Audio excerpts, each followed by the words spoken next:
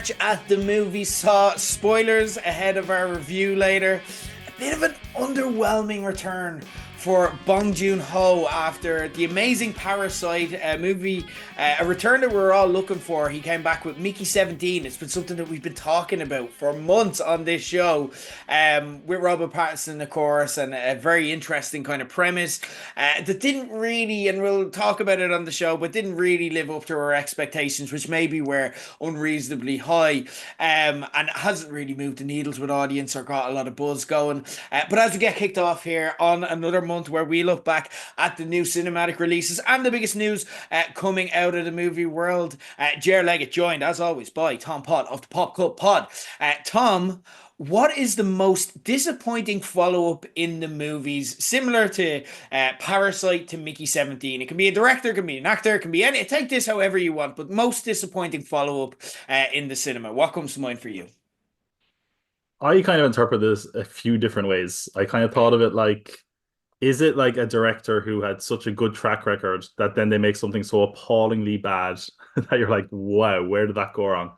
I tried to think of a few where I was like, that was a really good film, and then it went to kind of mediocre. Like someone who I like, what I always get frustrated by is we have a few sometimes where a director like comes on the scene, they make a really good first film, and you're like, oh, this is it, they've arrived. This is someone to keep watching out for, and then they just kind of fumble and bumble their way through the rest of their career. Yeah. I had two examples for that. I had Josh Trank when he made Chronicle. I was like, wow, this actually felt like something a little bit different for a superhero film, and actually managed to make found footage interesting again.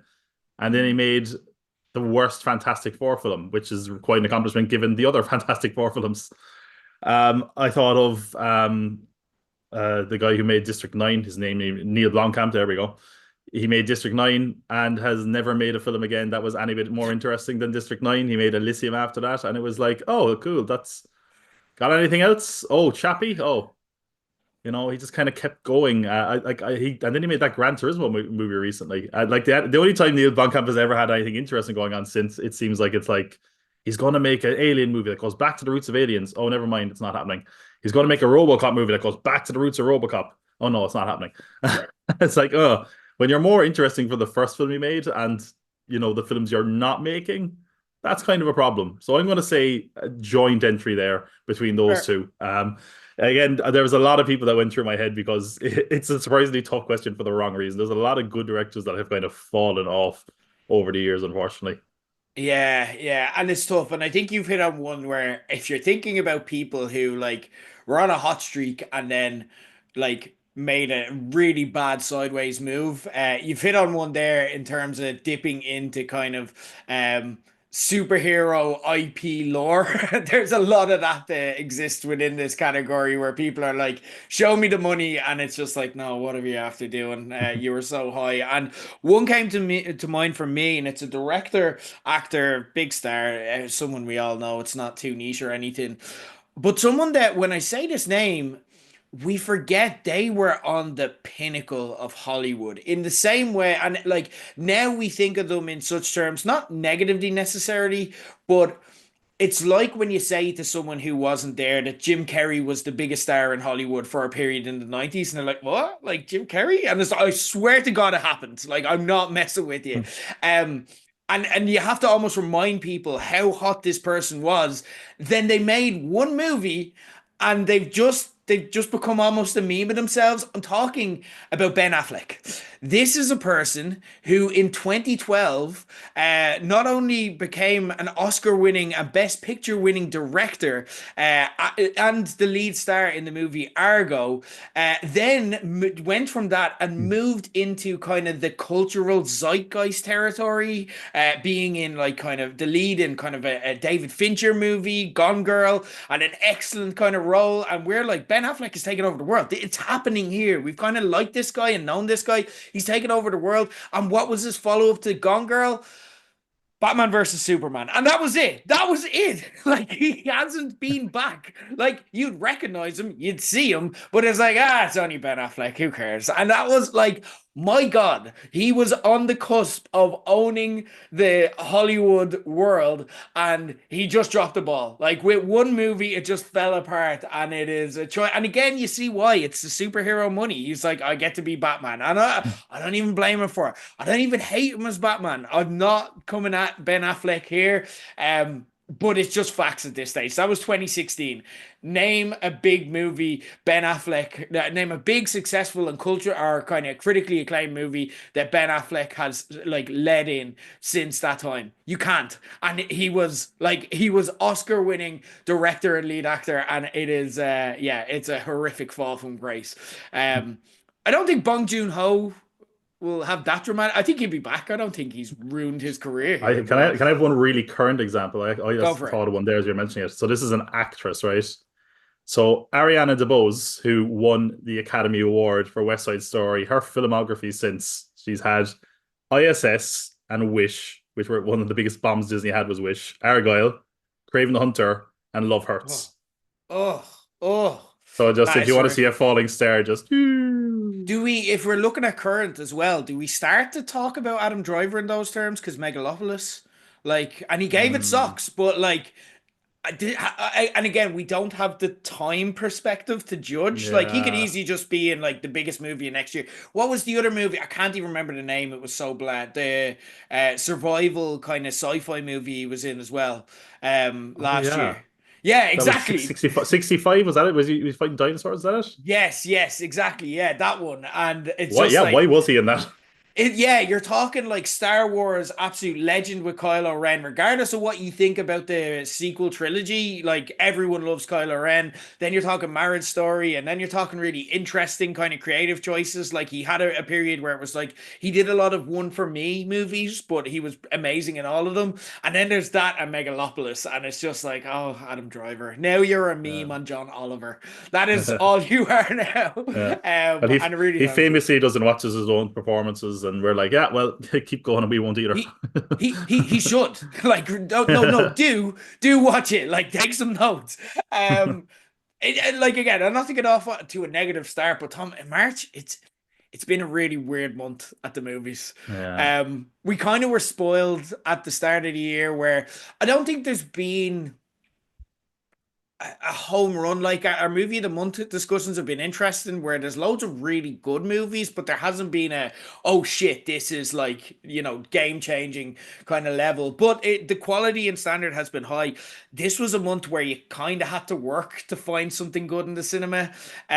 So our movie of the month conversation is going to be very interesting. I've no idea, obviously, as always, what you're going to pick. So I'd love to talk me through your choices, what's in contention, and what ended up swinging it for you. Yeah, I mean, this might be one of the worst months we've ever discussed quality Yeah. wise. I mean, you're wearing like Orlando Magic there. When basketball fans are like March Madness, film fans are like March Midness. Like there's, Yeah. it's been ugly. It's been pretty bad. I spent most of my time like looking at David Lynch movies in the Art House Cinema in Cork, and I was like, that's a much better use of my time to be honest. Yeah, that's fair. Um, That's very fair. but yeah, like what I've got here, I'm trying to think. There was maybe there's one movie where I think if I gave it a bit more time, I might have been able to put it up for movie of the month. But in the end, I would say since I've seen it with a bit more time, I'd give it to Black Bag. Now again, Okay. with in a stronger month, it probably wouldn't have been up there. But I did enjoy this for what it was. Okay. It's very much maybe kind of I don't want to denigrate it by saying this, but it's kind of like your dad's spy movie. It's not like, oh, shooty shooty, flashy flashy, sex, drugs, and women and cars and all this kind of stuff. It's kind of very much almost like the admin side of being a spy. It's like if the office was about a spy agency, like Get Smart or something. Um, but I think what it saves it is that it has a fairly sharp kind of script. It's well performed, and it's a good kind of tight thriller. Like there's not a lot of fat on the bone, and I think that some of the movies this month kind of unfortunately suffer for that. But this was a fairly lean film overall. Came in at like just about 90 minutes, like so I was like unreal. Steven Soderbergh directs this, who is, the hardest working retired director I've ever seen, because he keeps saying, "I'm retiring, I retired," and then he's made two films. I've seen two of his films this year's already. Um, but it's an interesting one. So essentially, what it is it's a spy film where a British intelligence officer played by Michael Fassbender is kind of forced to investigate a possible traitor in the midst of his friends who are all spies. One of which is his wife. It stars Michael Fassbender, Kate Blanchett, Marissa Abea, who we also saw in Back in Black, Tom Burke, Naomi Harris, Regé-Jean Page, and Pierce Brosnan. Um, yeah, like, again, is it an outstanding film? Not really. I think it's one of those movies as well that if you watch the second time, it's not really going to hold up. Like, I think it's kind of the mystery element of who did it. It basically is a who done it. They're all looking up for this kind of device that could basically lead to a massive outbreak of world war, and they're trying to figure out who could have done it. And they're all kind of basically backstabbing each other and so each other. Like, there's some great scenes like that are a dinner party between all six spies at the table are kind of just the highlight of the film for me, because they're just quipping at each other back and forth, and they're all trying to outdo each other, and it's the sort of conversation that you're like, man, this is I've never thought of this side of a spy. I've never thought of like the domesticated spy life, like actual intelligence officers just sitting around with their spy partners and their spy friends, just trying to get one over on each other. I'm like, God, that sounds terrible. It sounds awful. But for what it was, I thought it was quite entertaining. I thought it was shot quite well. For some of it, a lot of it can be quite confined.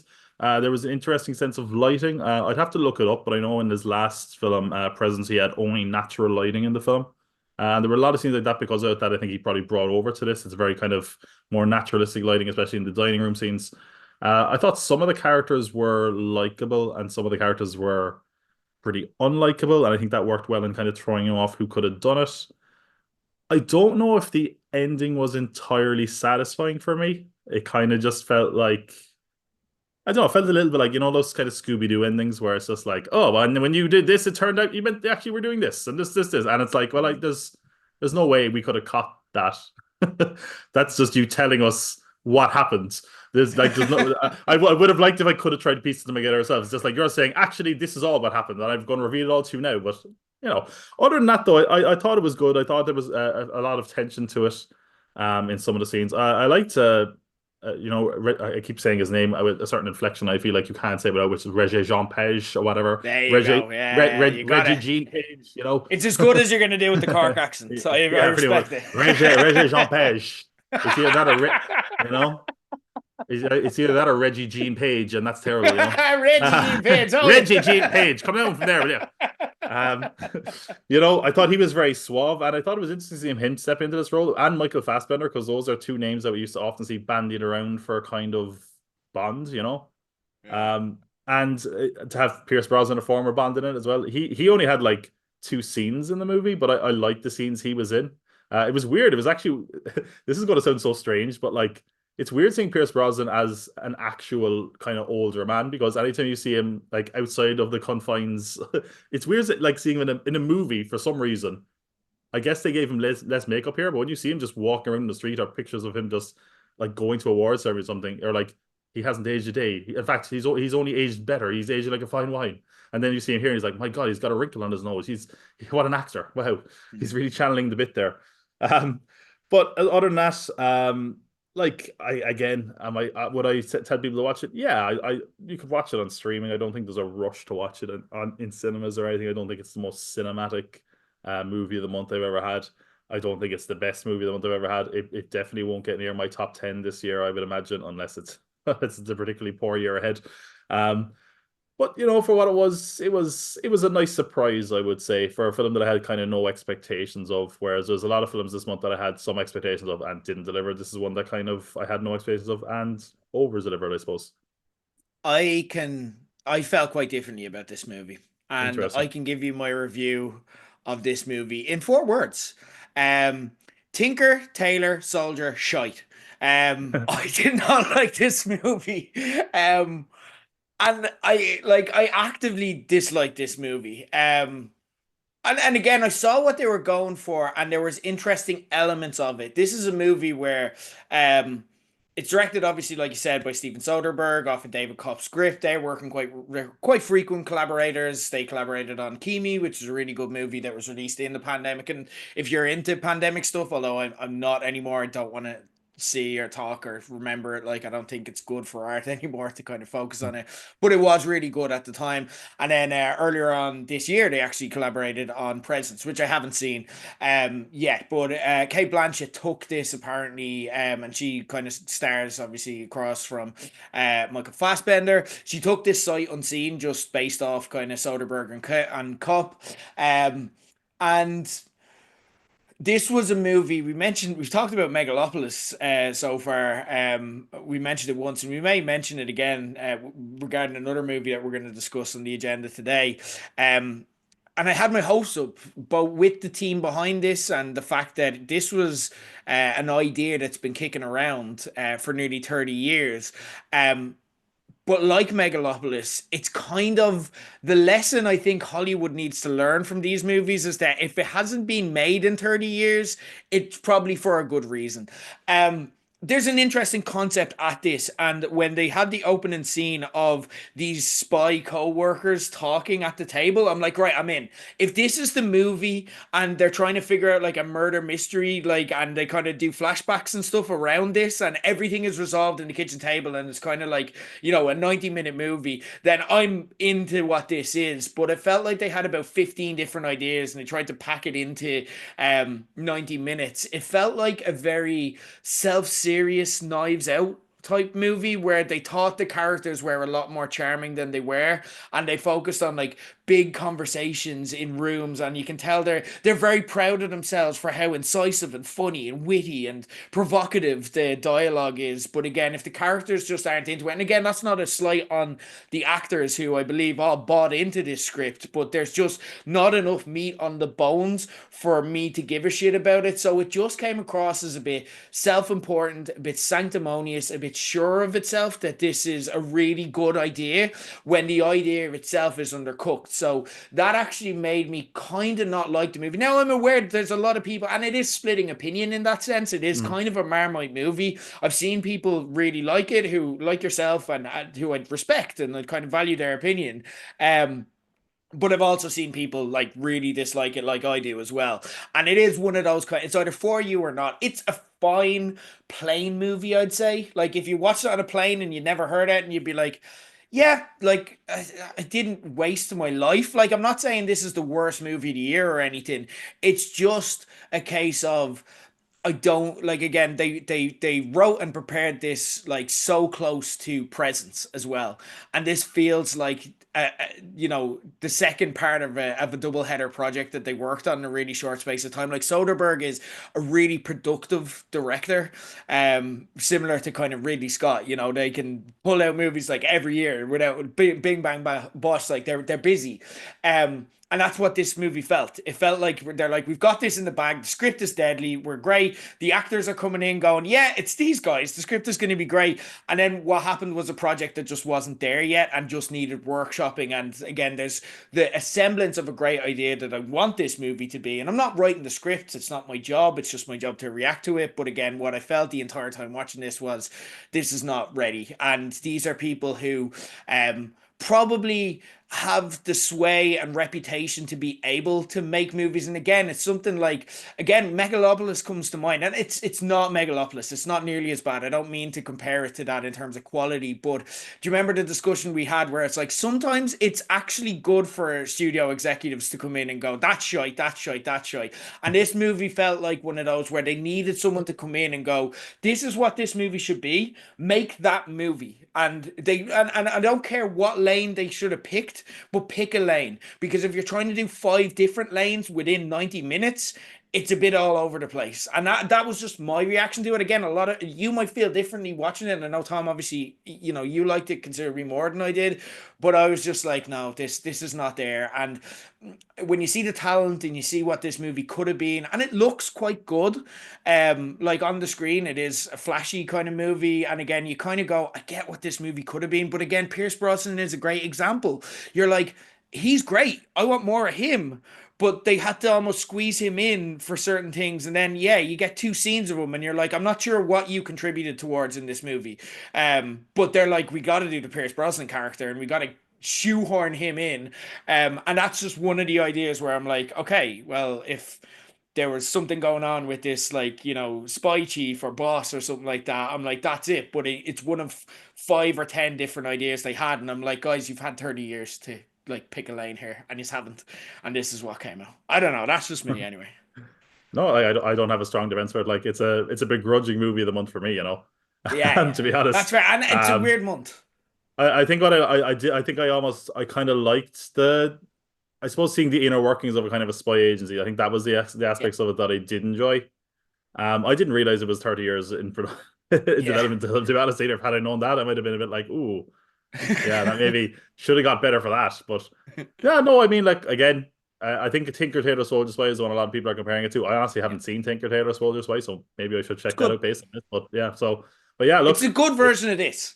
okay, well, there you go. Come back next month. My review of Tinker Tailor Soldier Spy. I there was no Hollywood movies I could pick here. This is one of those things where I had to really work for this. But there was a few. If you're willing to kind of work hard for it, you could find some gold in there. I want to shout out a few different movies, and then I'll give my final choice. No Other Land, a documentary. You may have seen in the news this week because one of the directors of it, Hamdan Bilal, actually got attacked in the West Bank by Israeli settlers.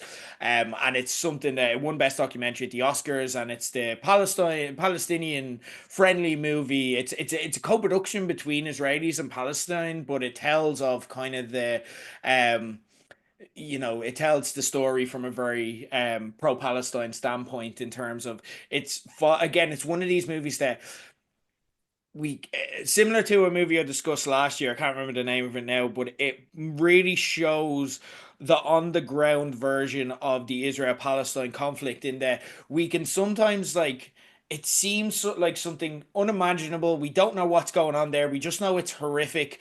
And it boils down into really simple terms in that you think that it's like Hamas are like, blowing up buses and Israel are firing bombs into the, and it's not, and it's what it is almost worse. It is like you're going about your day as a normal family living in the West Bank, and then all of a sudden the Israeli army shows up with a JCB and they say, we've knocked down your house, we're knocking down your house today, you have nowhere to live. You have to go live in a cave or you have to go live in Israel because we're taking this land essentially. It's essentially a war of attrition through boring bureaucracy. At one stage, there's a scene where people are asking for running water, and the Israeli army tell them you have to get a permit for running water. And they're like, yeah, but you refuse all of our permits, so you're making it impossible for us to live here. And it really gives you an on the ground look because the film is shot like a lot of it with camera phones, a lot of it recorded and edited in caves while they're going through this actual occupation in West Bank. And this is before, obviously, the October 7th kind of bombings and the breakout there, although they do refer to that at times in the movie because they edited it since. I'm not going to get political and kind of, take a side on this as well. I am kind of obviously pro-Palestine and I've been very open on that, but that's not kind of the point of this to attack Israel in this review. But it's a brilliant documentary, and it makes it very simple. It's never feels like propaganda as well. It just feels like accurate documentation. They're not trying to portray. They're just showing you what happens. They're literally just going, "This happened today." And you can feel how you want to feel, and the fact that it's upset Israel so much when again they're not going out and having big long monologues about how horrific Israel is, they're just showing what Israel does, is really effective. And the fact that Israeli people are getting so upset about it kind of tells you a lot of the story about the conflict. But really, really good, and well worth it. If you're kind of trying to understand and wrap your head around what is the actual conflict, I'd recommend No Other Land. I don't know if this is something you've got to see. I haven't got to see it. I've heard about it, and I obviously heard all about all the controversy with the director this week. I have not seen it though, but yeah, I'll definitely be one to check it out. Well worth it. Have you got to see Flow yet? Best animated picture. You It's saw funny that actually actually. You've because seen that already, yeah. I actually saw it the month before, yeah, because I have the one of the American streamers on my Fire Stick here, so I saw it the month Nice. before, so I forgot to consider it. But yeah, it's great. It probably is better than Black Bag, to be honest. I didn't love it as much as everyone else did, and I think that just speaks to how much acclaim it has generally. Mm, Um, I don't know what it was. I kind of found again, the animation is very impressive, especially when you hear that it was all made with Blender technology. I yeah. found it a little bit.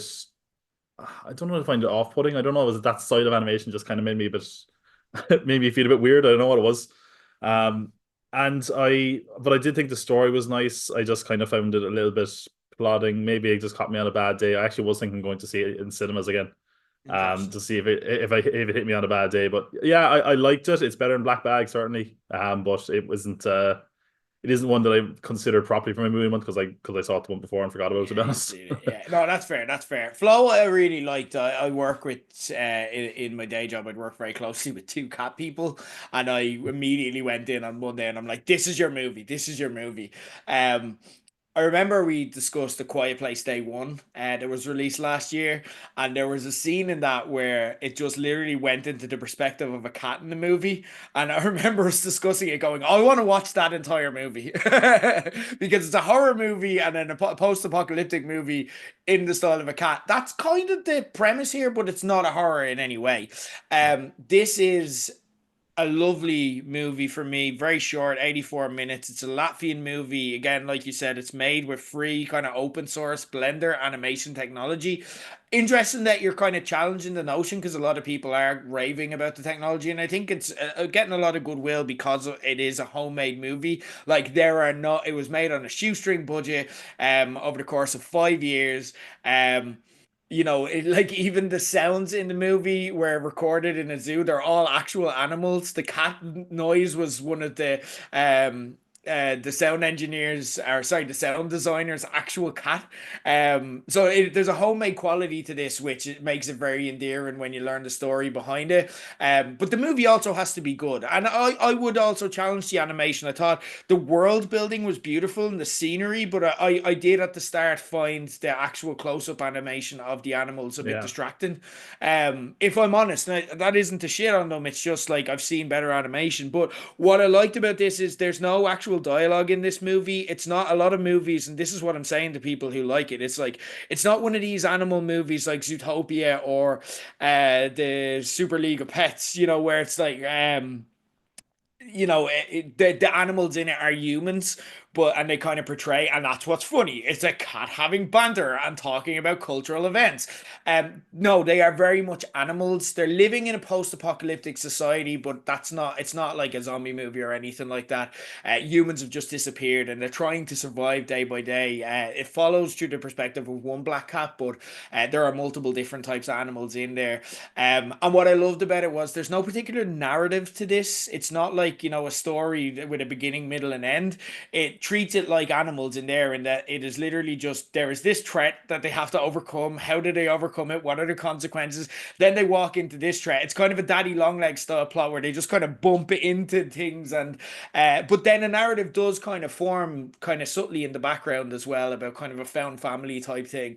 And it was just really clever and nice and just a lovely. I watched it early on a Saturday morning, and it was just a lovely movie to watch on a Saturday morning. It's just really nice to go through, but again, it's also very exciting and different and feels original. And again, movies being told from the perspective of animals, but very much with a view to we actually want to tell you what it would be like to be an animal rather than this is just a funny wisecracking cat, who for some reason speaks English and all the other animals do too.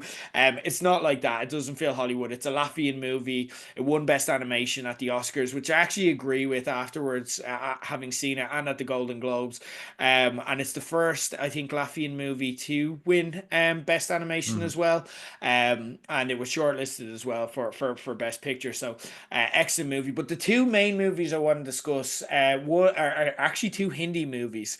One is Santosh. I don't know if you got a chance to see it now. No, no. Um, it premiered in Uncertain Regard in Cannes last year. It's written and directed by Sandhya Suri, and was nominated for the BAFTA for the Outstanding British debut. Um, It's Suri's first fictional movie, having come from kind of a documentary background, and it has that kind of documentary sensibility to it. Essentially, the movie is based on a premise of in India, there is an actual rule where if you are a wife of a husband who dies on the job, you have a right to take their job or apply for their job. And this woman, obviously, who the in-laws are kind of spiteful towards her husband's family are spiteful towards, and she doesn't know what she's going to do after her husband dies. He's a constable in India. She kind of doesn't know what she's going to do for money, so she decides to become a constable. But it's not her dream. It's not something that's natural to her. But it's something that she finds she's naturally good at. And then a plot unravels, and there's kind of a subplot around the Islamophobia and stuff, and it really kind of tells the world. But then there's twists and turns in ways you don't expect. Just a really kind of under the radar, like exciting movie that kind of unravels slowly, and then very very quickly. So I'd recommend it if you're kind of into that, if that sounds like something you're up to. But the main movie, my movie of the month, sorry, I've gone on for ages. Another Hindi movie. It is fantastic and such a surprise. Also, something I watched early. I think this was on a Sunday, and I watched it because I'd vaguely heard good things about it, but I didn't know anything going in, and just blew me away. Sister Midnight. Fantastic. Loved this. Directorial debut for Karan Kandari, who also wrote the movie, and it was nominated at the BAFTAs as well for outstanding debut by a British writer, director, or producer, although obviously it is an India focused movie similar to Santosh. The story is kind of a satire on the what about when arranged marriage doesn't work, and it had me laughing from the get-go, just with how Kandari shoots the movie. Like, essentially you have this newly married couple who didn't know each other. They knew each other briefly when they were kids and had a vaguely positive relationship. um but then they came back to like they came back, and then they have to be a married couple, and they don't know each other, so they're kind of just sitting on the bed awkwardly together, like, what do we do here, like what happens now? And he's kind of a bum, like he goes out, he drinks a lot, he works a shitty job, and and he doesn't know how to have a wife, so he just kind of leaves her and forgets to give her money to feed herself during the day. She's an unwilling housewife, and it goes somewhere really fucking weird. Like, if you like weird cinema, this goes somewhere really fucking weird, but in a way that just guides you there gently, where you're like not expecting it to, but then by the end you're in this so mad weird space that you're like, I didn't see myself getting there, but I also completely understand why I'm here, and I'm in. I'm fucking in. The allegory takes wild swings. Some that I'm not sure fully landed, and it definitely won't be for everyone. If you don't like your cinema weird, like you can't. With weird cinema, I tend to like ease people into it in baby steps. This is not the way to go, because this is just like, this starts as one thing and then becomes something almost supernatural, in a way that if you're not ready for it and you're not into that style of cinema, you'll be like, what the fuck, man? But if you can get into it, it's excellent. There's an excellent soundtrack here, with songs you'll recognize, and again some other things that are kind of recycled from soundtracks you wouldn't expect, like shows and movies that you've seen, and you're like, oh my god, what? I never saw this song working. It's amazing. And it kind of uses music as a way to kind of lighten the tone and add a sharpness to the kind of editing and so on. Um, it's a movie that at the start kind of lives in the monotony and the bleakness of day-to-day life. And just like, you see it through this person who's like, this is bullshit. Like, what is my life? This isn't what I planned for, but I don't know what I want my life to be. And even like, again, while it has some interesting commentary on arranged marriage, it's something that actually everyone can relate to. Because it's just like, if you've ever been in a funk where you're just like, this isn't what I want life to be, this isn't, this is stupid, like why do people do this, and you're living in a community where that style of life is so ingrained, that everyone else is like, why are you not better at this, why do you not love this? And you just have someone that's coming around and just going, fuck this. but again, it goes somewhere really, really weird. Sister Midnight, I really recommend it. Radhika Apte is outstanding in the lead role because she kind of has to carry everything, and she is amazing, and really brings you on that journey. Which again, if you don't have that outstanding lead performance, this movie does not work. But it's fantastic, and it probably is going to end up being one of my favorite movies of the year. But like I said, something you really have to work to see. It's fantastic. I want to talk about the other movies, the other releases, because one movie we were primed, well, two movies, we were primed to kind of look forward to because they looked great on paper. I want to pair Mickey 17 and Opus together. Mickey 17, we spoke about at the top of the show, obviously Bong Joon Ho's follow up to Parasite. That was actually based on a novel that was being written at the time they started to adapt the script. And it went into production before publication. Robert Pattinson plays someone who, again, essentially is killed for the purpose of scientific experiments, and they can regenerate his body. So again, there's Mickey 1 to 16, and then Mickey 17 is essentially the central character that we follow. And then you have Opus as well, which is written and directed by Mark Anthony Green. It stars it's got an A-list cast. Like it almost feels like you've got Ayo Edebiri, you've got Murray Bartlett, then you've got John Malkovich, Juliette Lewis, and then you've got like a really cool supporting cast where it feels like they're almost showing off. It's young Manzino, Bill Burr even pops up at one stage in a cameo. And it's an A24 movie. It feels very midsummer. It's kind of a horror satire as well. It's got weirdness. It's got a bit of everything.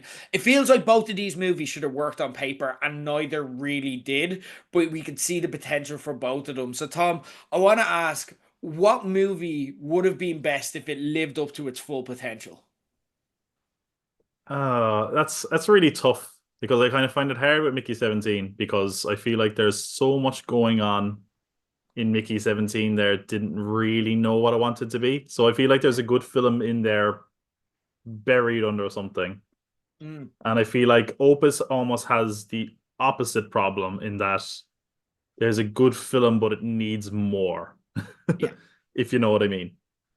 I think the simple answer is Opus because I think it's a very, like, I think as a premise, it's just a dynamite premise. You know, it's so very simple that it works perfectly. Whereas I think Talk us something through for like anyone who hasn't seen it, yeah, the I'll quick talk through. premise. So basically, Opus, basically the idea is that there's this legendary musician. Basically, they kind of allude to the idea that he's kind of a Michael Jackson, Freddie Mercury type character in that world. And basically, he stopped making music 20, 30 years ago, and out of nowhere, he comes out of retirement with a new album, and it's oh my god, he's back! No one can believe it. And he starts giving invites to journalists and these people that are, you know, getting exclusive access to listen to the album early. All they have to do is come out to the middle of nowhere into this desert where he's got this massive compound to listen to the music, and it's all very strange. It's basically like is it Blink Twice what we had last year, Yeah. mixed with Midsommar and a little bit of Get Out in there as well. The Um menu is what and the people are menu, comparing it to. yes. Yeah, it's got Yeah. that. But again, I think all of them, if you want to see that type of movie, watch any of the above. Because I Yes. think it does it better, unfortunately. Yeah, Yeah. I think that's the problem with this. It is a lot of everything you see in it, you're like, oh, I've seen that before. And yeah, there's a lot of those moments where I'm just like, this is good, but I was better in Midsommar. This was good, but I kind of remember similar to even Get Out. Like, and I didn't necessarily love Blink Twice, but seeing this made me kind of go, yeah, maybe Blink Twice actually did do things a little bit better, had a bit more of a kind of a fearless streak. I actually feel like this film had a I don't know. Did it feel like I don't know how it felt to you. I thought it felt a little bit reluctant to get too weird at times, yeah. and I thought like a lot of these films, they what happens is they build up to a conclusion where things go batshit insane off the walls, Mm. and it kind of felt like this was kind of building to that, like a big reveal and things are going to go mad, and it felt like a bit of a damp squib of an ending. And I can kind of applaud it for going against the grain in that regard. In fact, I do like the very, very last scene of the film, but it means the whole thing feels like a kind of a big meander up the path and not really worth walking up it at all by the end. Yeah. And I will say there's a lot of things I did like about the film. I mean, I love Ayo Edebiri. I think she's great. Ireland's own. If you check Google, for that one. But John Malkovich, I think John Malkovich is an interesting actor because I was thinking about this earlier. Like a lot of people put him in kind of the Nicolas Cage category of someone Mm, who like he's like almost this meme-worthy actor where wherever he pops up, you're like, oh yeah, that makes sense. Like if you throw on like a direct-to-TV action movie and he's just like there, you're like, oh hey, John Malkovich. If you throw on like a big like a villain in the Marvel movie, you're like, oh, there's John Malkovich. He's like he just fits in anywhere, you know. And yeah. sometimes he goes very big, sometimes he goes very small, sometimes he's great, sometimes he's bad. I feel like this one at least kind of played to his strengths. I actually Mm, enjoyed him in this, in that he's this weird pop music. Again, it's kind of funny just because the novelty of John Malkovich being like this sexy pop sensation is just inherently hilarious. Like, you know, yeah. I loved his wardrobe choices as well. I was like, perfect, no notes. I was like, I hope he got to steal that wardrobe. There's one moment where I'm sure he's just dressed as like a gold, he's like dressed as like a gold traffic cone or something. I don't know how else to describe it. I was just like amazing. The music is good. It's a lot of it is actually done by Nile Rodgers of Chic. Mm, And I did try to listen to some of it afterwards. But yeah, it is one of those films that just feels like they needed to go that bit further to make the film stand on its own two legs, and not just feel like it was kind of an imitation of what's come before it. It has yeah. a great premise, but it feels like it needed a lot more to get it to actually be memorable. Like I think this film lasted maybe a week in my local cinema. Like Mm. it barely. I had to go see it on Thursday if I wanted to see it, like because it was gone on the Friday, and I was recommending it. I was like telling friends, like I saw this, and they were like, "That sounds great," and I was like, Should have been. "Sorry, yeah, it sounds good, doesn't it?" You can see why I Yeah. was interested, but I don't know. I mean, what did you make of Opus? Did you kind of land where I landed, or It's a bit like, yeah, it's kind of where A24 has a signature style for, and yeah, obviously they don't make movies, they just distribute them, but people play to get that A24 kind of intro in their movies. And it feels like it's almost becoming self-parody a little bit now. Not to say that all A24 movies are bad, they're not. But now it feels like Mark Anthony Green is playing towards the gallery and has a few funny ideas here. And I think Ayo Edebiri, she's the only one who comes out of this with her hands fully clean. Like I think she was great in that this kind of role of the straight person who's just like reacting to everything weird going on around her. Um, and I think John Malkovich was excellent in the weirdness, but like they had ideas for concepts and setups, but then they just assumed, but yeah, we'll do what Midsummer did, and it just yeah, didn't land. And then it gets to kind of a horror stage where the horror isn't earned at all, hmm and it's just like, oh, there's your shark jumping moment. And I liked again. I would have liked the ending if I was on board for what they did, but I'm like, oh, you're trying to set up a franchise, and you really you if you didn't earn like a bit of horror, you definitely don't earn the right to tease a sequel and kind of a premise and kind of everything following on from that. So yeah, but I saw what they were going for, and I had elements of fun in it, in a way that I kind of preferred it to Mickey 17, where I didn't have hmm as much fun as I wanted. Because it just was like, again, you could see all of the things. You're like, I see what you're going for, I see the concept, but again, it just feels undercooked, which for yeah, the people involved in it and how much we know they care about it and the concept itself and everything else, like, is kind of unforgivable. So like I feel like Opus had the higher ceiling to aim towards. Um, and Mickey 17 had a floor lower than I thought we could have imagined. It was really disappointing because how long have we been yeah. saying? Because it's been moved so many times that I think 3 or 4 times we've kind of mentioned it as the It, movie we're I looking mean, forward to next month. it finished filming in January 2023, Yeah, and it's been yeah, delayed 3 or 4 times since. Like it was my most anticipated movie of 2024, I think. You know, yeah. and it's yeah, I It's like very again, disappointing. yeah, Really it's disappointing. that was it. I think like with Opus, I can at least say like I went into it with as I thought when I knew it was leaving cinemas, I'd heard the word on the street, so I was like, hey, it was the kind of benefit of low expectations. This I went into being like, this is going to be great, Yeah. and it just it broke my heart when I watched it. I Mm, was like the immediate word would have been underwhelming, and I think that was on everyone's lips when they saw the film. And I yeah. think by the time I got home, like on the drive back, which is 10 minutes in the cinema, I was just like, I went from underwhelming to yeah, actually, I just didn't like it. It just was actually bad. Yeah. Um, and there's so many things in it that could work. but the Yeah. none of it just feels like none of them fit together. And now that it's, I mean, you can always tell that a movie is bad based on how the studios and how the press react after. And I'm not talking about this movie is bad or oh, this is a box office bomb. It's when the finger pointing starts in public because Warner Brothers Mm, are saying, "Oh, we had a cut of this movie, but the director had a cut of the movie. Our cut was better, but he had final cut." Which, like, man, I mean, I don't think Bong Joon Ho is going to necessarily make a big Hollywood movie like that again anyway. But throwing the director under the bus like that is pretty bad. It's going to lose hundreds of millions of dollars. And it like it's a shame because we're in an era where we're getting, like you look at something like a Dune, we're getting kind of ambitious, not Star Wars sci-fi movies. And this could have been one of them. And instead, it just didn't make the most of its premise. Like there's a lot of really interesting concepts here. Like the whole concept for those who don't know is basically Mickey 7 or Mickey 17. Sorry, Mickey 7 is the name of the book. Mickey 17 is basically about Robert Pattinson, who plays the character of Mickey. He has to basically leave the Earth because his life is in danger because he owes someone money. And he signs up to be something called an expendable. An expendable basically has no rights. They're expendable. They basically get cloned. And then once one of them dies, they get reprinted and then there's another one. And the idea is that there's never meant to be more than one. If there's more than one, it's illegal. I'm not really giving away a spoiler here because it's in all the trailers, yeah. and there's not much to the movie anyway. But basically, it happens that at one point there's two of them, and there's Mickey. Is it 17 and 18 or yeah, 17 and 18, I Yeah. think. 17 and Uh, 18. and that's on paper can sound like well, they could take it an interesting kind of comedy route of them trying to hide the two of them, or they could take us into a dramatic route of the thrill of them not getting caught.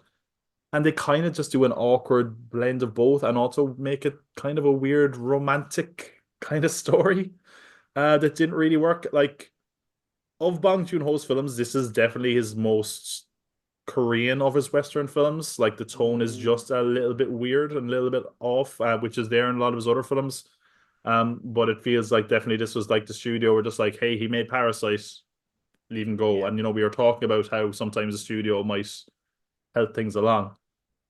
Robert Pattinson's performance in this is very odd as well. Like I think he's done great work in the last few years, and we're always singing his praises for some of the great work he's done. Here, it's very awkward, kind of bumbly performance, and I don't know. And again, like we had Alto Knights this month as well. It feels like there's times where he did a deliberately weird performance just so he could do the other performance more normal. So there was a kind of a gulf between them instead Yeah. of doing two good distinct performances. But like the whole concept of like the clones is interesting, and honestly, the I thought the movie almost lived up to it, that interesting core concept when there's like a flashback saying about how all this happened, and I was like, oh, so someone, this is how someone created cloning, and this is why cloning two people at once got banned, and I was like, that was really interesting, and then it brings you back to the reality of the movie, which is that they're on this planet.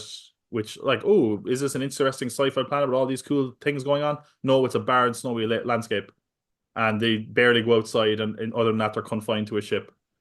It's like that's Snowpiercer. I've seen this, and it was done better in Snowpiercer. It was more interesting in Snowpiercer, and there's a lot of themes about class and like democracy and capitalism and all these things thrown on. But it's not saying anything interesting or anything new. Like Mark Ruffalo was basically this president of this kind of new world, and everyone's like, he's doing a Trump impression. And to be honest, I was kind of like, maybe he is, but he's just doing asshole dictator man. And if yeah, like if you want to draw a line between that and Trump, that's totally fair. But it also felt to me like it was just like that was like almost felt like a almost like he was warming up for his performance in Poor Things. It just wasn't fully there Yes. for me, right? Very much so. Very much. He um, was like, I want to do a Poor Things again. I really liked it in Poor Things. And all you can think of is how good he was in Poor Things. Because you're like, yeah, I see you're trying to do that, but I really liked when you did it in Poor Things. yeah. I think a lot of things as well is that it felt like the movie a lot of times brought things up and dropped them. Like Yeah. there were some characters, like the Stephen Yeun character is like basically Mickey's only friend from Earth, like, and he's introduced in the film, but there's a bit of conflict between them immediately, and then it's just kind of forgotten, and then the conflict comes up again, and then it's forgotten again, and I was like, that's probably the more interesting relationship. Like I like the love story was was fine. I don't, but it doesn't need to be the sole focus of the movie, really. It would have been interesting to have the two clones kind of go about and do their own thing a little bit, and we don't often get that really. Yeah. There's another character that's a potential love interest, not Naomi Aki, that's brought into the movie and also forgotten until again the plot is suddenly interesting her to go on a kind of romantic subplot briefly, and then that ends again, and then it makes a plot about you know, again, a really tired observation that, the whole like, oh, we're on an alien planet. We got to get rid of these aliens. Oh, yeah. Yeah. Well, guess what? You landed here, so you're the aliens. And it's like, Yeah.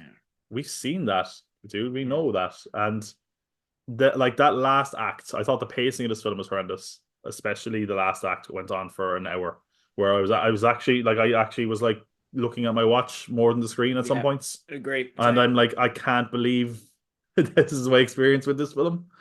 And I remember the next day, someone was asking me, they're like, "Oh, I'm thinking of going to cinema. I heard this film, Mickey 17, is really good." And I was like, "I saw it." They're like, "Oh yeah, what you think? I'm really looking forward to it." I was like, "Yeah, don't just wait for it to come on streaming or something. Like, I watch it then. Like, I mean, watch it, but like, you're never going to want to watch it again. I don't think you're necessarily going to enjoy it.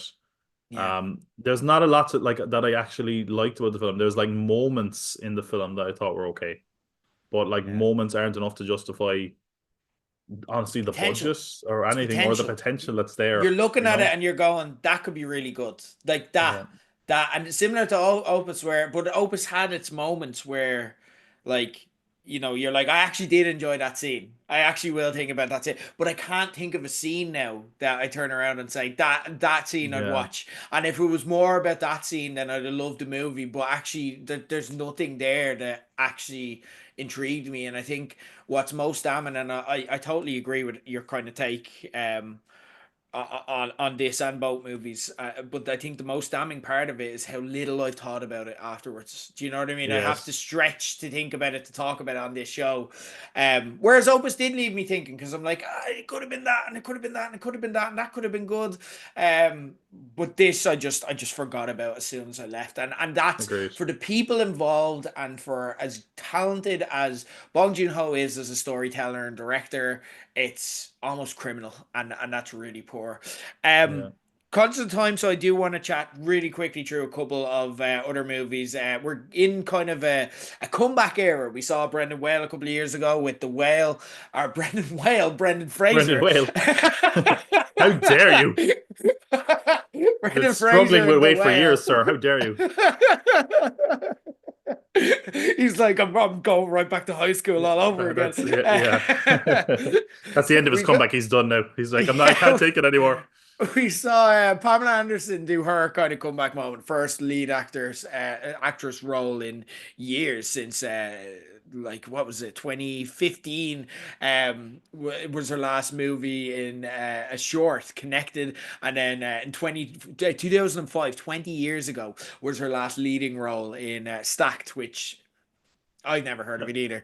Um, but again, she's back with The Last Showgirl, and it's kind of a very personalized story of Pamela Anderson. Again, it's kind of her just kind of played out and projected in kind of a Las Vegas setting, with kind of the end of an era of this showgirl, kind of old school form of entertainment, and she's the central star, and it's what she's been doing. It's one of these movies that, like, if Pamela Anderson didn't do it, you don't make a movie, and Coppola, who made the movie, has kind of said that that was the plan. She cast her after watching the documentary that Pamela Anderson did on Netflix a couple of years ago, and Anderson's agent actually rejected the script before going to Anderson.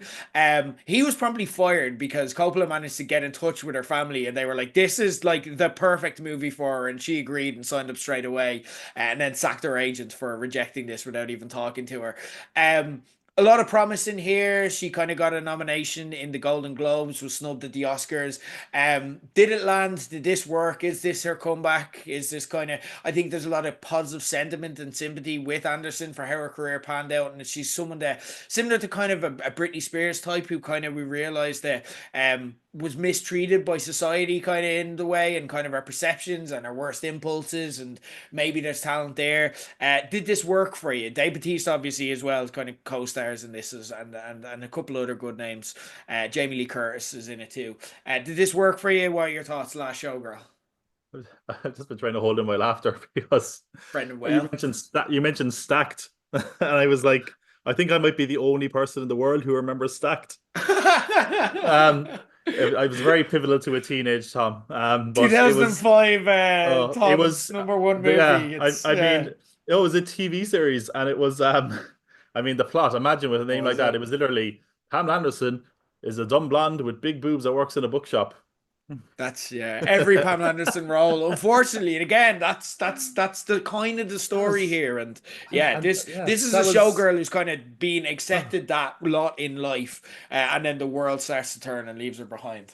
But yeah, that was TV comedies in the mid 2000s, folks. It was as simple as big boobs, bookshop stacked. That's how it There you worked. go. Um, but yeah, it's this one. It was an interesting one because I'd heard about the hype for this for a long time as I started playing the festivals last year, and there was all the kind of awards buzz building into it, and it kind of, I would say, fizzled as we got close to the award season in general. It is a film that I think people want to like Yeah. more than they actually like. We all love a good comeback story, whether it's Brendan Fraser, Ki Hu Kwan, even Ben Affleck, had his comeback, and now we probably need a second one at this point. Matthew McConaughey, the list goes on and on. And again, I think like Pamela Anderson over the last few years has really had like kind of a renaissance moment where she's really kind of shown that like a lot of the kind of media personality that was made of her and a lot of the controversies were kind of out of her control, and it was people kind of skewering the image of her personal life and all this kind of thing. And I think we were all kind of rooting for her to kind of have this moment. And she is good in this film, to be fair. And in a lot of ways, it's not hard to believe that because it feels like a very biographical role. Yeah.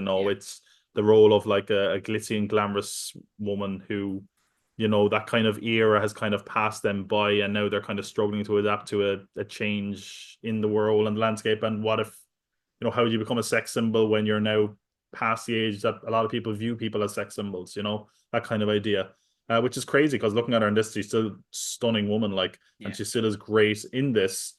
But I also kind of felt like the film itself is nothing we haven't seen before, and there's something funny about it coming from a Coppola. I feel like does every Coppola just have to make this film at the start? Like it's lost in It's a rite of translation in passage. Las Vegas. It's like Yeah. it is that kind of thing. It's and there was nothing in the movie that really surprised me. But I enjoyed it enough. Like it's I would say it's more good than bad. Like Mm-hmm. but it's not great. Like I don't think people that she should have been nominated for an Oscar, or this should have been like a Best Picture nominee or anything like that. But it was good enough for what it was. I thought Jamie Lee Curtis was really good in the role. Yes. As she's like this jaded, like kind of like just like she's like the next stage of what Pamela Anderson is worried she's going to go on to. She's like almost like the warning of like the former showgirl that like can't go on stage anymore, and now she's just I, collecting I drinks.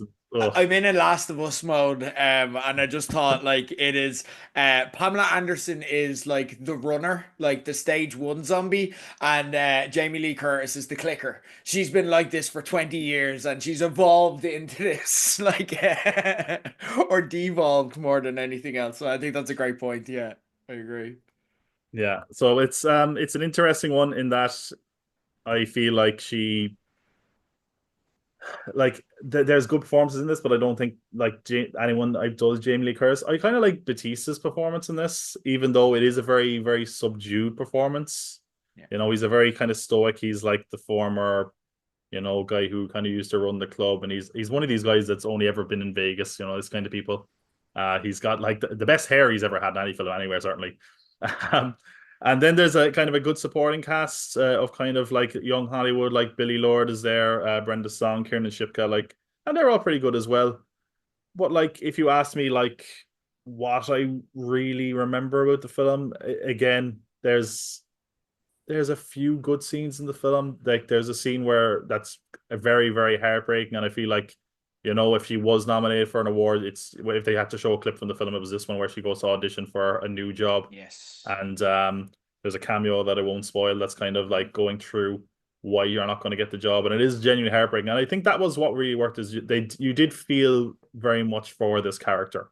Now, Yeah. whether or not that was the writing or the story, or whether it was kind of residual feeling for Pamela Anderson and what she's gone through over the last decade or so, is kind of hard to say. But overall, it's fine. I thought it was decently like I thought it looked decent enough, but it did kind of have still that kind of Coppola indie vibe, Yeah. like it doesn't feel like anything new or fresh. Like if someone said like Gia Coppola never made another film again or never made a better film again, I wouldn't be surprised because I kind of feel like it would just be kind of the same thing.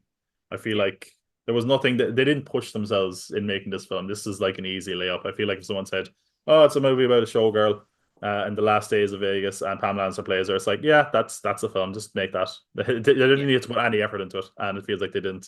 There's a decent song from Miley Cyrus in it, which was kind of a surprise. It's the original song. I think it was nominated for an Oscar, maybe, or nominated for, along the road to the award season anyway. But yeah, other than that, I Yeah. mean, decent watch, but I wouldn't say you have to rush out of your way to see it or anything. But yeah, it was all right. Yeah, I like this again, similar to yourself. I like this more than I didn't like it, but again, in terms of, it's a bit of an awards baity movie, and you can see what they're going for with that, but it's an awards baity movie with heart and the right intentions. Like I believe the Coppola genuinely wanted to make a movie that told the Pamela Anderson story, and this kind of does. It is a very biographical movie, like you said. What I really liked about it more than anything though was I'm not a huge fan, which is ironic because we're currently building up to WrestleMania in Las Vegas, and all of the promotional material I'm doing is about Las Vegas. So I'm very much living in that mindset. But I'm actually not a big fan of Las Vegas, having gone there previously myself. Agreed. Um, and I loved the way this movie kind of saw in Las Vegas what I see. It's kind of empty, it's vapid, it's full of lost souls, Yeah. it's full of people trying to find themselves and stuff like that as well. I thought the scene where Lee Curtis sang Total Eclipse of the Heart was brilliant. Like she's like having an emotional moment and a reckoning there, and then you just have all these kind of almost zombified daytime gamblers just walking around like not even paying attention, like while this person is like pretty much begging for acknowledgement or recognition or something. I thought Anderson's lost soul character, but someone who had personality, and again, like there's illusions, and then eventually we meet a child. She's kind of abandoned to this as well, and there's kind of this is what her life could have been, but again, she just had to chase the spotlight or kind of fill a void that wasn't there. And Vegas will never fill that void for people. They'll go there to chase that. But it will only end up kind of becoming a prison of sorts. And it got me thinking about all these themes. And again, I think that's a success. It just doesn't linger or stay with you or just hit like in the way that other movies do. Like there's no kind of big swing moment in this movie that kind of really kind of like if there was one kind of swing or an incisive plot point or a twist or something like that that like really brought the plot home, I feel that this could have been a great movie. But it just kind of happened and then it ended, and Mm. there's a lack of an ending here, which again is Yeah. probably an artistic choice for the story. But kind of makes it a bit forgettable. But I liked it. I thought there's like it had all the elements. And delighted for Pamela Anderson to kind of get one last showcase and kind of again show she's a real actress. Like again, that's the thing that she's been trying to tell people, and Coppola took a swing on her, and I think she justified that swing. Um, and I hope to see more of her kind of, and again, not just in these roles where it's only Pamela Anderson can play it, because again, I feel the movie's kind of guilty of that in terms of like she's like, I want to play real acting roles, and it's like, what about an aging actress? You know what I mean? And it's like it's still Pamela Anderson, so I'd love to see her kind of like put her in fucking Mickey 17. You know what I Yeah. mean? Put her in a sci-fi movie, put her in a horror movie, like put her in something that gives her something and a bit of range and so on. So, but she is back, and I'm happy to see her back, and I definitely don't think this is a failure, and there's a lot to like about this. Really quickly, I want to talk about Alto Knights. We talked about Robert Pattinson playing multiple versions of himself here.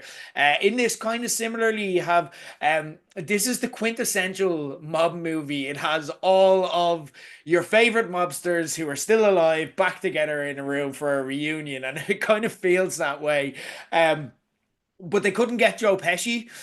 So what they did was they Yes. said, "We've got Robert De Niro. Let's just have him play the Joe Pesci character instead, and the Robert De Niro character." So he plays both lead characters here. It's written by Barry Levinson, who wrote Rain Man. It's directed by Nicholas Pileggi, who's like kind of in this world royalty. He co-wrote Goodfellas, and there's a very Goodfellas vibe to this as well. But it tells a very specific real life story of Vito Genovese and Frank Costello, two real life mobsters. Levinson also wrote about Genovese in 1991's Bugsy, if you've seen that. And it has all of your favorites. Like there's so many people that you're like, oh, Sopranos, oh this, oh that, oh Goodfellas, oh Casino, oh blah blah blah. They all come back for a reunion. In this, and the Irishman as well. There's a lot of DNA there, and then you randomly have people like Cosmo Jarvis, showing up playing a character called the Chin.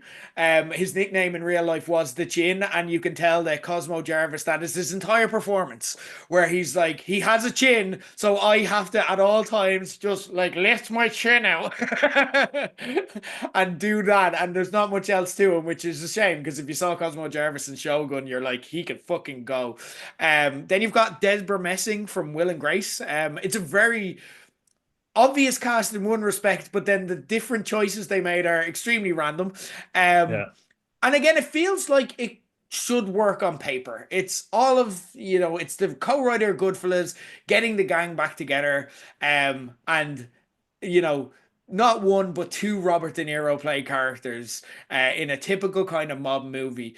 But does that all equal success for you? What were your thoughts in seeing Alto Knights? I know it's very fresh. I know you've just seen it. It's yeah, I saw it last night. It's funny because we were mentioning Vegas. I was like, when I was in Vegas, which again I had no high opinion of Vegas either.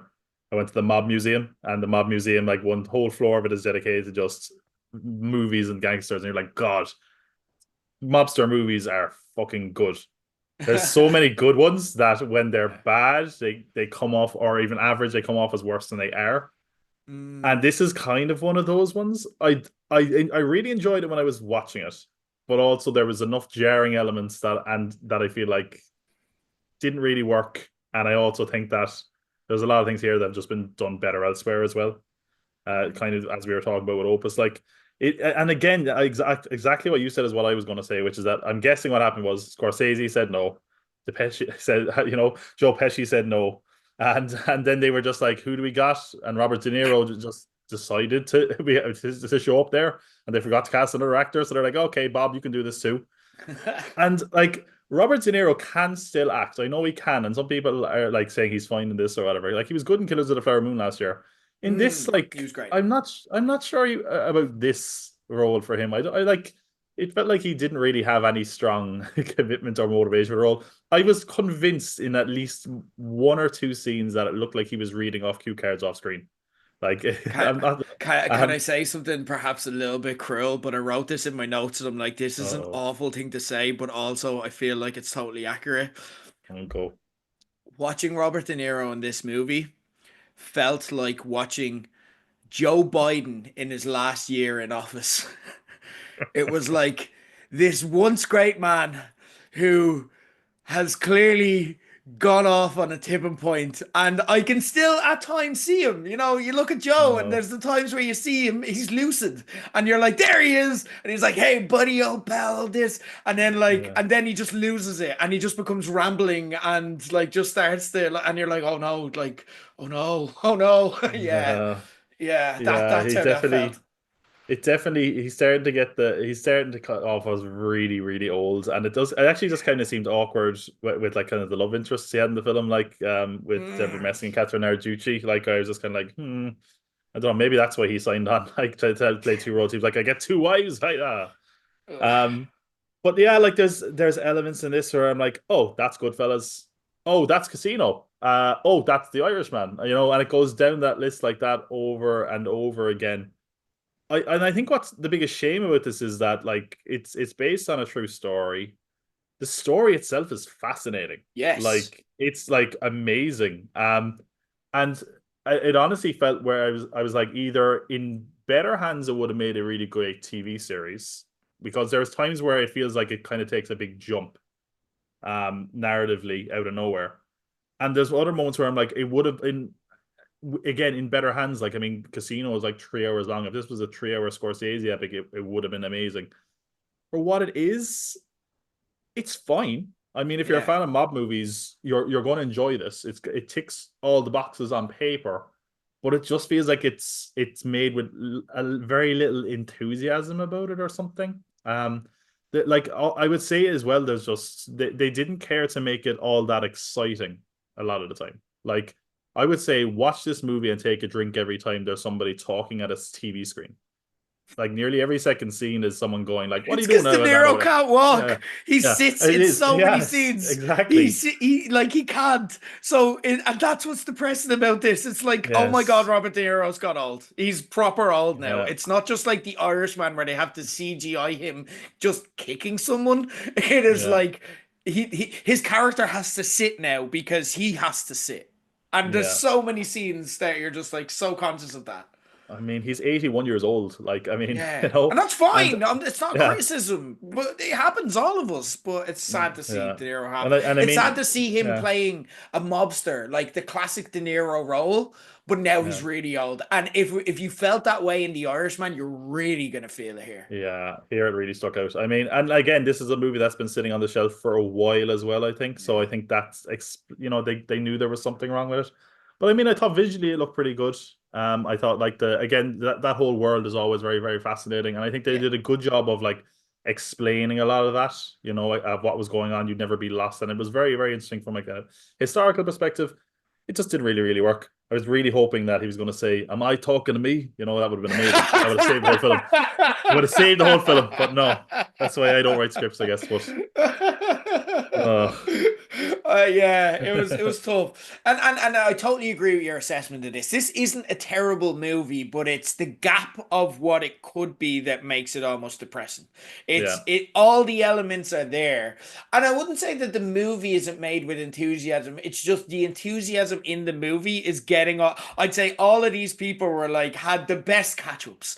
I'd say after they wrapped filming and they told stories and spent time together, I'd say the stories were fantastic, but none of that translates into the movie itself. Mm. It's just, it feels almost like Las Vegas, like that type of movie where it's like, hey, there's a bunch of old guys, and you remember having a great time, except they're trying to make Casino. You know what I mean? And those two elements don't work together. Or those kind of old, like kind of naughties comedy movies where Mm. there's a lot of scenes that are left to improvise, and there's a I was lot gonna of s- I yeah. was actually gonna say that. Did you think there was a lot of improv in this movie? Yes, I kind of felt there was. there were bits in this script. If we go and hunt down this script, I bet Yes. there were bits that were just like De Niro does De Niro things, but he And it didn't would know how to do De Niro things. So it's just like, yeah. You think, it's really tough. It's tough, and it's like, oh, it's tough, is it? Yeah, it's yeah, tough. It's that, really that tough. was Yeah, it. yeah, It, yeah. it was Oh, yeah.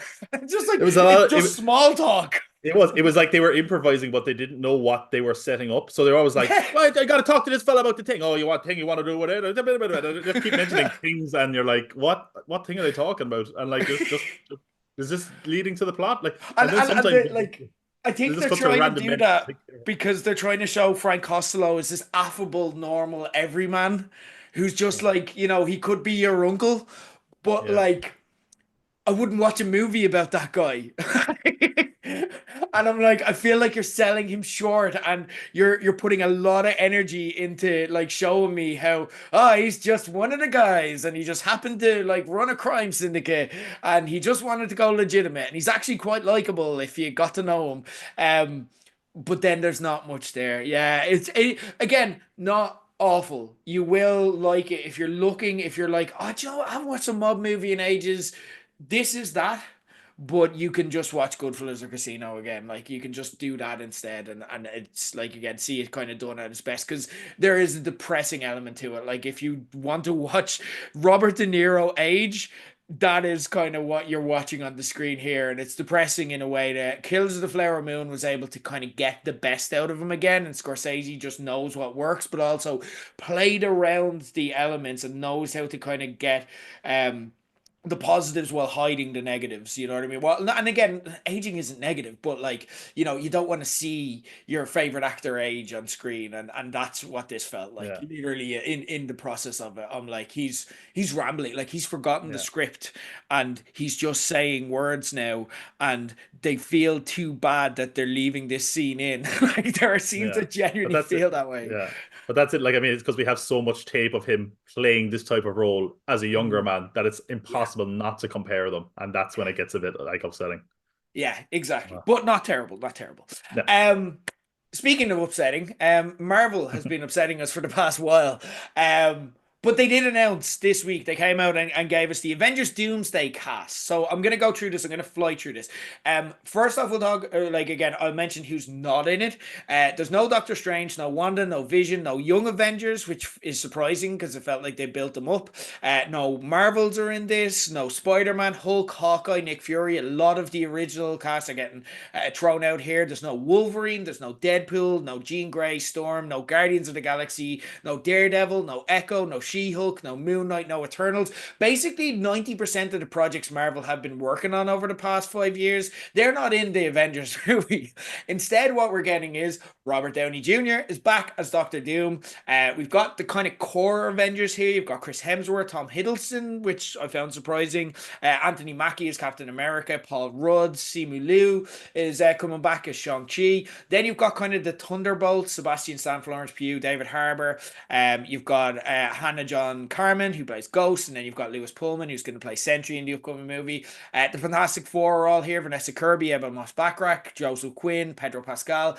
And then the big news is Patrick Stewart, Ian McKellen, Kelsey Grammer, Alan Cumming as Nightcrawler, Rebecca Romijn as Mystique, James Marsden, the original Cyclops. Perhaps surprising they went with that. Channing Tatum as Gambit, the X-Men confirmed for Doomsday. Tom, your instant reaction, hot takes.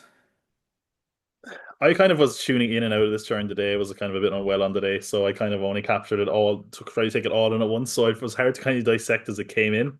Mm. It's it's kind of I don't want to make this, another installment of Man Marvel, what are you doing? Yeah. But there's a lot of strange aspects to this. And I know they said that there's people saying, oh, they're going to announce more. These are just who they're willing to announce right now or whatever.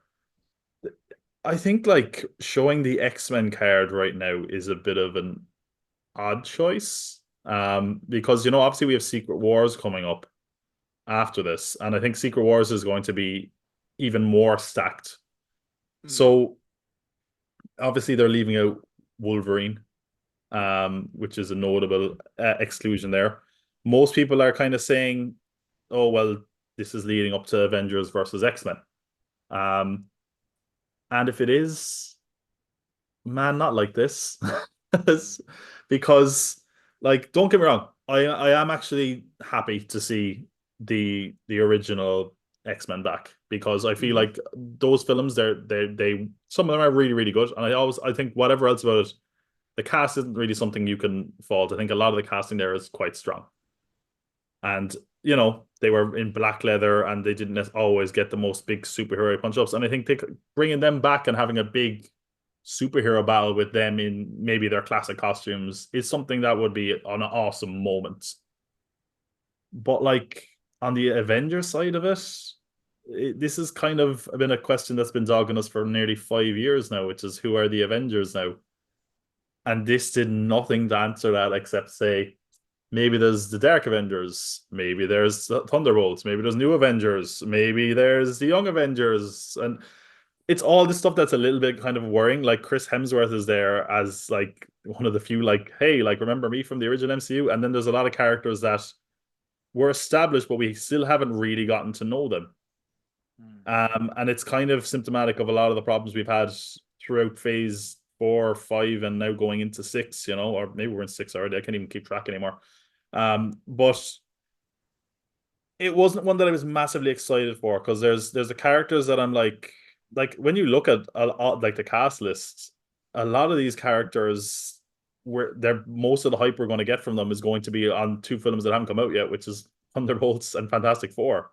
Yeah. Like, and I should also say it kind of possibly gives away some of Thunderbolts there. What happens Mm, to one of the characters and possibly a character surviving it. Maybe they're misdirecting us, although I'm not sure they could legally do that unless they give an actor a very hearty salary. But yeah, I won't say I was underwhelmed, but I was just kind of like whelmed. It was yeah. like there's nothing here I was massively excited for. Having the original X-Men back is nice, but I'm not sure are they going to be able to do any of this in a way that satisfies the story and isn't just a nice, cool moment. We had kind of two films that kind of really dived into the multiverse in a massive way, which Doctor Strange and Deadpool recently, with Deadpool doing the Fox side and Doctor Strange do kind of the more Marvel-y side of it, and everyone wanted, oh, I want this character, or this variant, blah, blah, blah. And I'm kind of wondering, is that what they're going to do? And that's not good either. Like Mm, we yeah. can't just have, and here comes this character. Remember, he played Captain America on television once, and oh, here comes the guy who played Ant-Man on TV or whatever. Like, we don't need that because that's not interesting. What we need is characters that are going to be able to stand up on their own. And I also think it's a real slap in the face to people who have really, really supported the MCU and aren't casual fans, and that there's Mhm. next to no Disney Plus characters there. Yeah. Um, because you're basically saying, yeah, those were actually not that important. Remember, we said they're important. Remember, we want you to keep watching those shows. No need. Maybe they'll Yeah. show up, but it's and also like I mean, you have Oscar Isaac. Like, why would you not put him in a movie? Like, it's just it's an odd one. I have faith that maybe they're holding back and maybe that they're going to fit the pieces together a little bit. But I mean, like Young Avengers seems like like by the time they get to making Young Avengers, this might they won't be young anymore. Like, Yeah. The this we're in WrestleMania season, so I'm going to do a wrestling analogy. This feels like a fun Royal Rumble in a weird WrestleMania year. Okay, in that it's fun to get names that we like and recognize and remember, and we're like, hey, how are the X-Men gonna play? Oh my god, they're getting rid. And those initial reactions are fun. That's the Royal Rumble match, but that's a match, you know what I mean? And then you get into WrestleMania after the fun Royal Rumble match, and you're like, none of this makes sense. They're just bringing back names to throw stuff at me in order to maximize the revenue. The problem was when the MCU really worked, they didn't need to do these stunts, you know? It all played what made everything up to Endgame one of the best kind of both crosses between financially kind of explosive but also artistically satisfying as well was that how they managed to coalesce all of these individual stories and make all of this feel natural. Like you look at the likes of Infinity War and Endgame and we're like, how can you do all of that but every character had a part to play, they fitted, it all worked within the grander story, and then it kind of coalesced into movies that are probably both in my top 10, or thereabouts, of all time. And that's phenomenal achievement. Okay. Here, yes, it feels like they're throwing out everything that doesn't work and bringing back the things that they think will maximize their revenue. And now it's starting to feel a little bit DCEU. It's starting to feel like DC, where we're like, you like Robert Downey, we'll give you Robert Downey. You like Captain America, we'll give you him. No, not him, but the other one, we'll give you. But he's in there, and we'll give you Thor back. He's gonna go home. It's starting to feel a little bit desperate. Is this the way we learn that Patrick Stewart is coming in as Professor X? Like that's it. This like the revelation is gone. The excitement, all of the cool things that they built up to, like Beast being in like the post-credit scene of the Marvels, and we're like, oh, how's this gonna play? Miss Marvel learning that she's a mutant, and the little X-Men team playing, like, and it's like, oh my god, how's this gonna play? And then they're like, yeah, the X-Men are back. Like that's it. That's the revelation. And now it's like, okay, well, how are they back? And what's gonna happen? You know what I mean? And it's just but it feels so disconnected to everything in the story. And as a like again, I feel like you, where I've actually stayed loyal to Marvel and watched all of the stuff and sat through Secret Invasion and suffered through Moon Knight.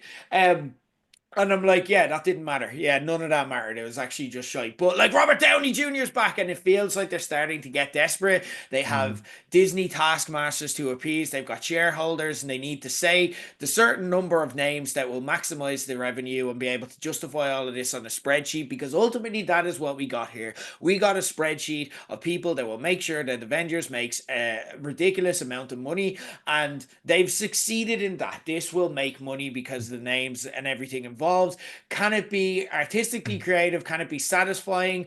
I'm concerned. Um, I'm very concerned. I actually, the only thing I feel really good about here, I do feel good about the Thunderbolts and Fantastic Four. I think they're going to be yeah, interesting I movies. do I'm as looking well. forward to them.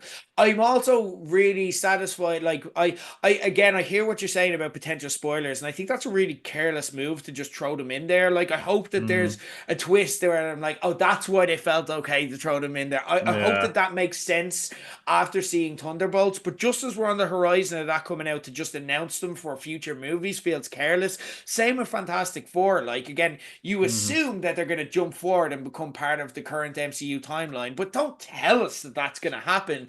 But the fact that they're positioning the Thunderbolts as important gives me faith that they know that's a good movie. So that's how I feel. Yeah. I feel like that's going to be good, but I don't necessarily know that this is going to be good.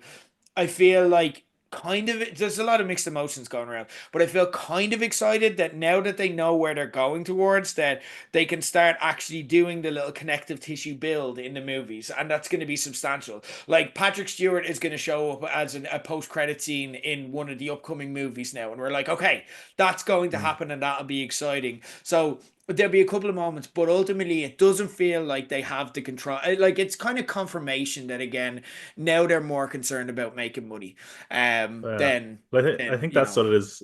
Well, like it kind of speaks to kind of incompetent world building because when you think about it, yeah, like they didn't need to announce who was in the other Avengers movies because we yeah, knew. it happened. They didn't have to be like they're basically like, oh, who could we use? Who do people actually care about? Like Yeah, they shouldn't have to do this. They shouldn't have to say, here's who's going to be in the Avengers movies because yeah, it should be the people who are the superheroes in the Avengers, right? yeah, It's something they shouldn't have to do. I mean, there's things that I'm interested in seeing. There's some people I'm like, oh, I'm glad they're back and all that, but I don't know. I'm kind of one of the ones I'm curious about is I'm interested to see what they do with Channing Tatum as Gambit because like he was such a success in the Deadpool movie. yes. But that that Delighted for him. characterization worked in the Deadpool movie. I'm going to be like, I'm gonna be. It's gonna be weird if all the X-Men are facing off. He's like, dude has that incomprehensible fucking accent going, like getting Yeah. ready for It battle. worked because it was hilarious. Because it's Yeah, like that's so ridiculous. And yeah, now yeah, it's a serious thing. But also now we care about Gambit because X-Men 97 as well. So it's weird. yeah. It's weird. Mhm. Anyway, look, I think we still need to be sold on this, okay? We're not completely negative, I think, but we need to be sold. Is probably the best way of putting it.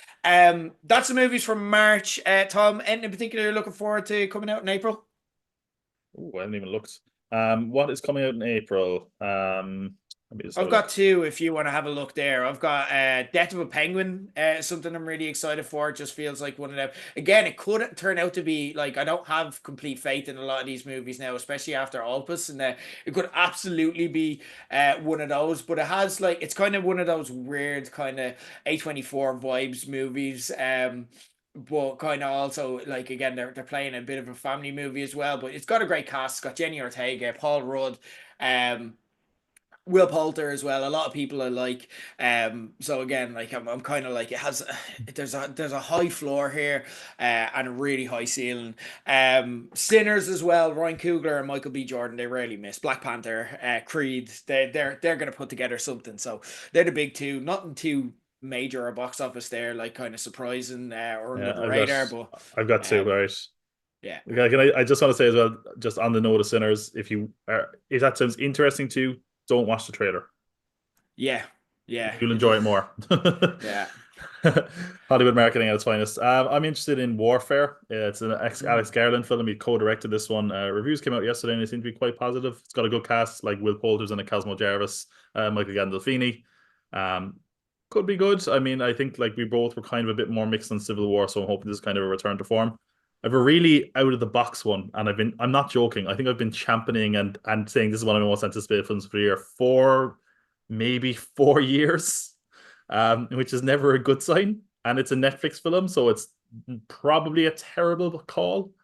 Um, so this is just has danger all over. But on April 25th, we're finally getting Havoc to Netflix, Mm. which is directed by Gareth Evans, who gave us two Raid films, Yes. which it's an action movie with Tom Hardy and Forrest Whitaker about a drug deal or deal going bad, and he's like a detective that has to fight his way through it. And I was like, God, please be good.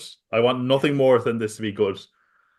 But it might suck because you don't ever wait 4 years for a film that's good, do you? I guess to be It's honest. the really good director like collecting the Netflix money is the concern. You know what I mean? Yeah, And it's just like there's a lot of trouble ahead in that one, but hopefully, yeah. hopefully we'll be singing a different tune next month. That's fair. Ending the plug. Ending going on the Pop Cup Pod. No, I'm still being Quiet pretty time. quiet at the moment, to be honest. I'm kind of on a little bit of an extended hiatus, just enjoying my little bit of a break. But I am going to be making stuff soon. I am working on stuff in the background. But yeah, I mean, there's plenty of stuff on the channel anyway. I mean, just a few recommendations. James Bond has been in the news lately. You can check out reviews of the first five James Bond movies on a series. Look, Daredevil is on TV at the moment. You can check out my review of the Ben Affleck Daredevil movie with Irish Wrestling's Matt Skyler. There's loads of stuff there. So just check out Good Pop Gold stuff. Pod in general. There's like hundreds of videos there to check out. We've got the link in the show notes, guys. Tom, always a pleasure for you to join us. Thank you for breaking down a March at the movies with us. Next time on page 180, it's busy season. I don't know. There's so much going on. It's busy time for me. WrestleMania tickets on sale all weekend on Woolshed. Tables now sold out, but we still do have general admission going for both nights. So get involved. It's going to be phenomenal. Our Vegas night is on WrestleMania Saturday. We'll be announcing our Sunday theme coming out this week. So keep an eye out on the socials for that and just make sure that you're there if you can't be in Vegas itself. There'll probably be some low blows content. Keep an eye on the feeds for that as well. And there's a lot of stuff that we like as well that I want to talk about, like Daredevil Born Again. We might see if we can put in time because I know you're a big Daredevil guy, Tom. So we'll see what we can do around that. But that is in WrestleMania season 2. So it'll be practicalities too. The Last of Us is coming out again. I love that show. That was the first ever show we covered on page 180. And also we've got Andor on the horizon as well. Tom, always a pleasure to chat the movies with you. I will chat to you about April at the movies next month, if not beforehand. But until then, for Tom Pott, I've been Ger Leggett. This has been page 180. And one time in the 4th grade, I messed around with a lab frog. I figured this is my punishment.